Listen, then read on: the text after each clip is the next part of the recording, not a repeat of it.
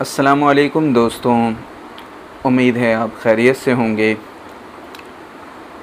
आज आप देख रहे हैं कि कप्तान की गिरफ़्तारी के बाद पूरे मुल्क के अंदर एक शदीद एहतजाज की लहर सामने आई और एहतजाज करना हर सियासी जमात का हक़ है, उसे इस हक़ से महरूम नहीं किया जा सकता। लेकिन बदकिस्मती से यही एहतजाज तशद्दुद के अंदर तब्दील हो गया और आपने देखा कि हज़ारों लाखों बल्कि करोड़ों की अमलाक को नुकसान पहुंचाया गया।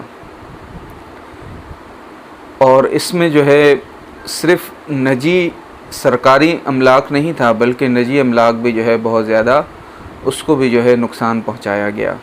और ये सारा पाकिस्तानियों का पैसों से बना है।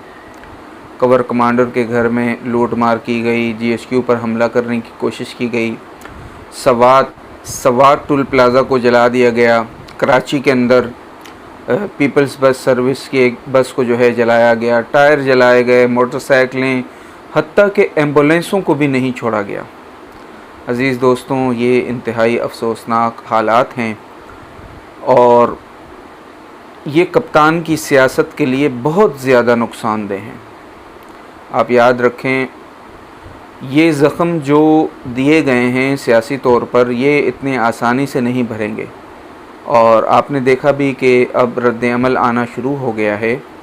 फ़ौज की तरफ से बहुत सख्त किस्म की प्रेस रिलीज़ जारी की गई है। कम से कम पाकिस्तान की तारीख़ में इतनी सख्त प्रेस रिलीज़ किसी सियासी जमात के लिए सामने नहीं आई है। तो अब वो लोग जो इस तरह के हंगामों में शरीक थे, हंगामों में मुलव्विस थे, अब उनको जो है पकड़ा जाएगा, उनकी निशानदेही की जाएगी, उन पर मुकद्दमात कायम किए जाएंगे, उनको जेलों में डाला जाएगा और फिर आप देखेंगे कि उनको छुड़ाने वाला कोई नहीं होगा। कम से कम बतौर एक सियासी शहरी और पाकिस्तान के शहरी मेरे लिए भी एक अफसोसनाक सूरत हाल है। PTI के लोगों को एहतजाज ज़रूर करना चाहिए था, उनका लीडर गिरफ़्तार हुआ है, लेकिन कानून में हाथ में लेना और कानून से बालाए ताक हो जाना, इससे उन्हें बहुत नुकसान होगा और ये नुकसान पर भी हमें अफसोस ही होगा। आखिर हमारे भाई हैं, उनके नुकसान पर भी हमें अफसोस होगा।